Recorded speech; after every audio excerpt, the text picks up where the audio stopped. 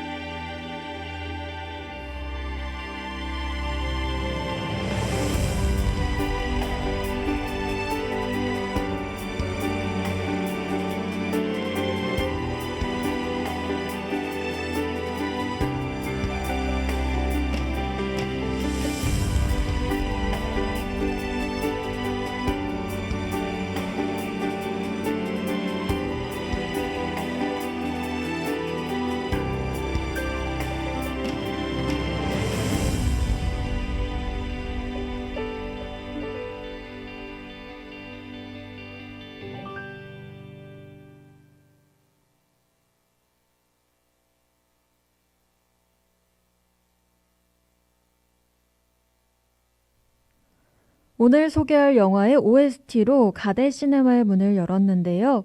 5월이 가정의 달인 만큼 오늘 가대시네마의 주제는 바로 가족입니다. 그래서 많은 관객들의 사랑을 받았던 대표적인 가족 영화를 소개해 보려고 합니다.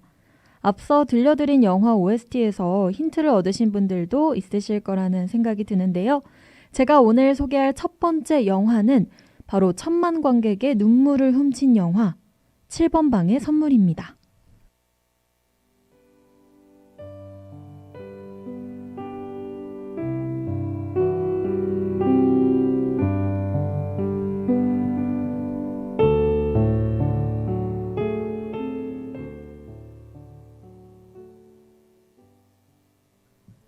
(7번 방의 선물은) 춘천 강간살인 조작 사건이라는 실화를 바탕으로 제작된 영화인데요. 류승용, 극중 주인공인 이용구는 37세이지만 7세의 지능을 가지고 있습니다. 용구는 딸인 예승이에게 세일러문 가방을 사주기 위해 마트 안전요원으로 일하며 돈을 모으지만 마지막 남은 가방을 딸에게 안겨주지 못하게 됩니다. 그렇게 실망감에 빠져있던 용구는 한 소녀의 도움으로 또 다른 세일러문 가방을 찾아 나서게 됩니다. 그러나 가방을 사러 가던 도중 소녀에게 사고가 나고 응급처치를 하던 용구는 강간범으로 오해를 받게 되죠. 결국 누명을 쓴 용구는 1007번 방에 수감되게 되고 그곳의 방원들과 함께 지내게 됩니다. 함께 지내던 방원들은 용구가 누명을 쓴 사실을 믿게 되고 교도소에 공연을 하러 온 용구의 딸 예승이를 방에 데리고 올 수 있게 도와주죠. 하지만 그 후 계속된 경찰의 압박으로 용구는 사형을 선고받고 결국 아버지와 딸은 이별하게 됩니다. 그 후 예승이는 커서 변호사가 되어 아빠의 누명을 벗겨주며 영화는 마무리됩니다.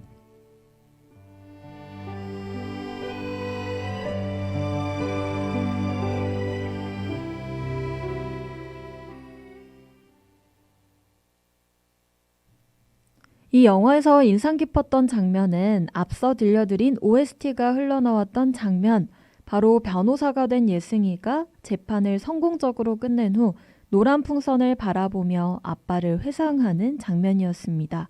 슬프고도 따뜻한 선율이 영상과 잘 어우러지며 감동을 더했던 장면이라 개봉한 지 6년이 훌쩍 지난 지금도 그 장면으로 7번 방의 선물이 기억되는 것 같습니다. 따뜻한 구성애가 묻어나는 영화 7번 방의 선물. 이번 달에 가족과 함께 다시 본다면 또 다른 감동으로 기억될 것 같네요.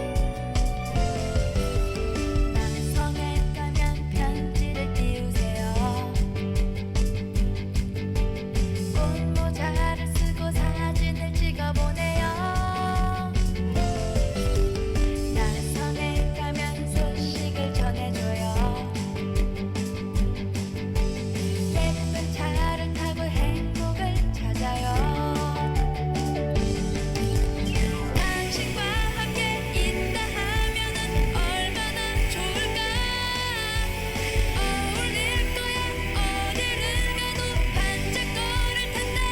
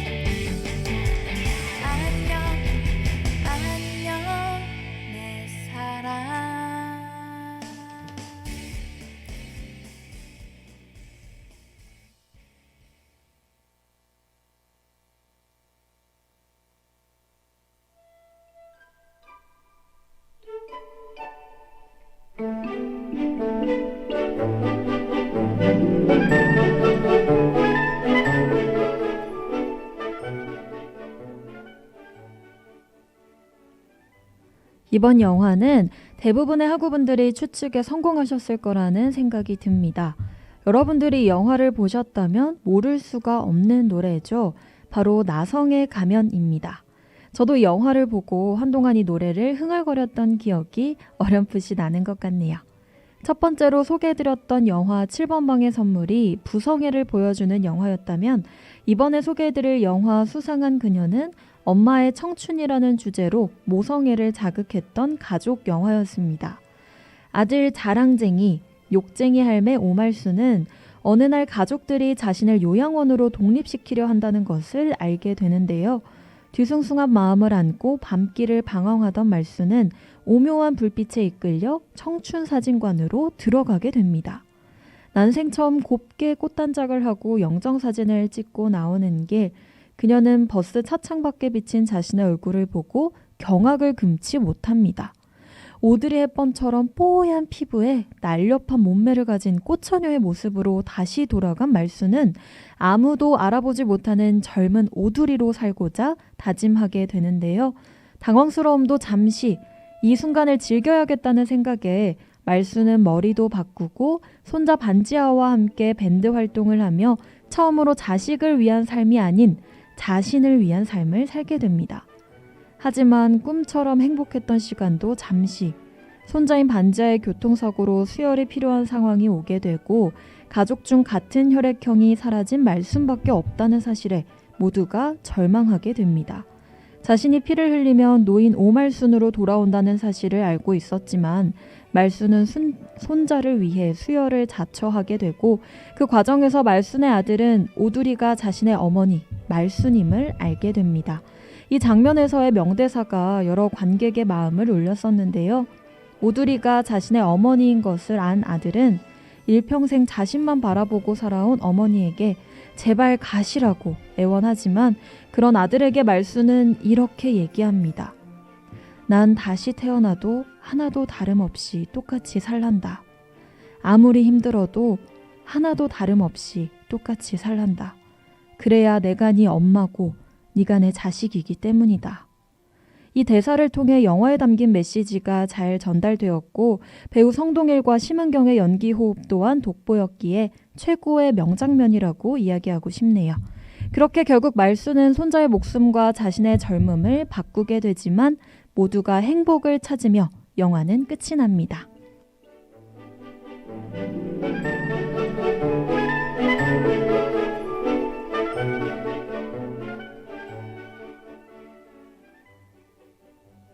이 영화의 장르는 코믹이었지만 그 안에서 전달하고자 하는 메시지가 참 강렬했던 것 같습니다. 영화를 보는 내내 울고 웃으며 부모님이 베풀어 주시는 사랑에 대한 감사함까지 되새길 수 있었던 좋은 영화라고 생각되네요. 혹시 아직 안 보신 학우분들이 계시다면 5월 안에 꼭 가족들과 보시는 걸 추천드려요. 영화를 통해 얻은 용기로 가족들에게 사랑한다는 말도 조심스럽게 전해보는 그런 날이 되었으면 좋겠네요.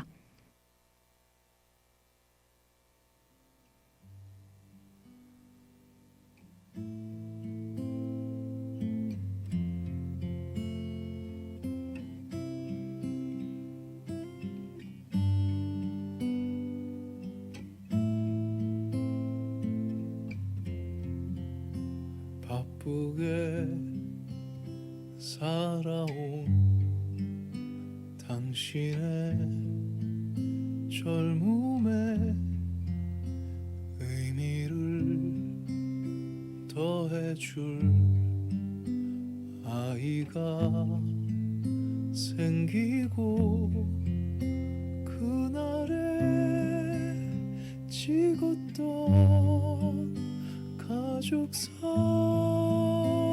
속에 설레는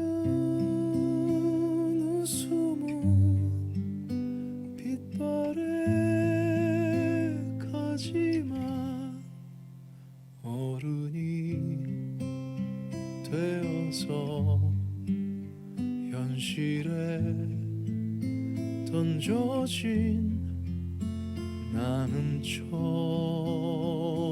없는 아들이 되어서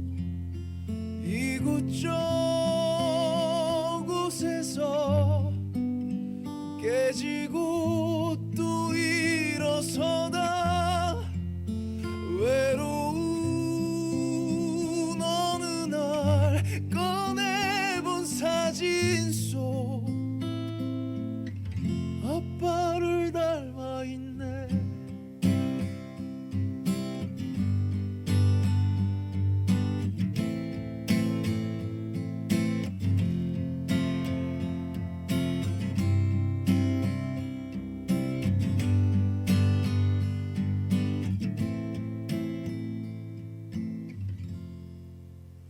내 젊음 어느새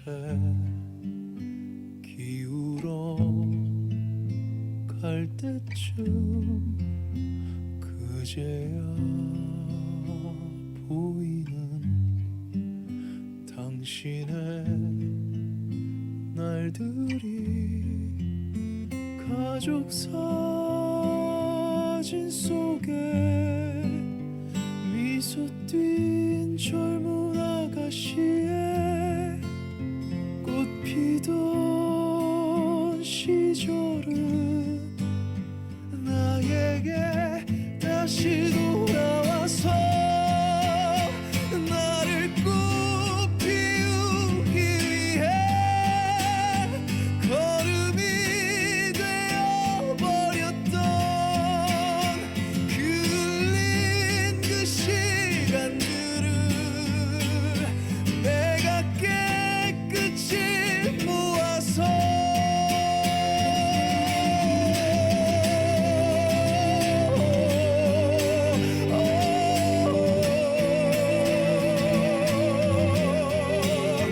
당신의 웃음꽃 피우기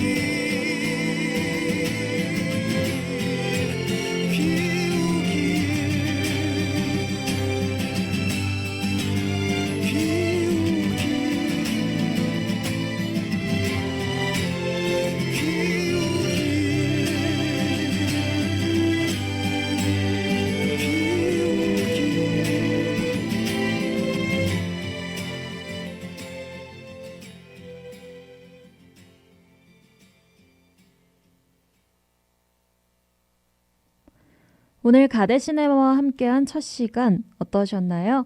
앞으로도 저희 가데시네마 많이 찾아와 주실 거죠? 다음 이 시간은 영화의 매력을 더해줄 팝콘과 콜라 같은 다양한 소재들로 꽉 채운 상영관으로 맞이할게요. 다양한 장르의 영화들과 함께 곁들여지는 OST, 여러분의 감성을 자극할 이야기로 또 찾아오겠습니다. 이관에서 만나요.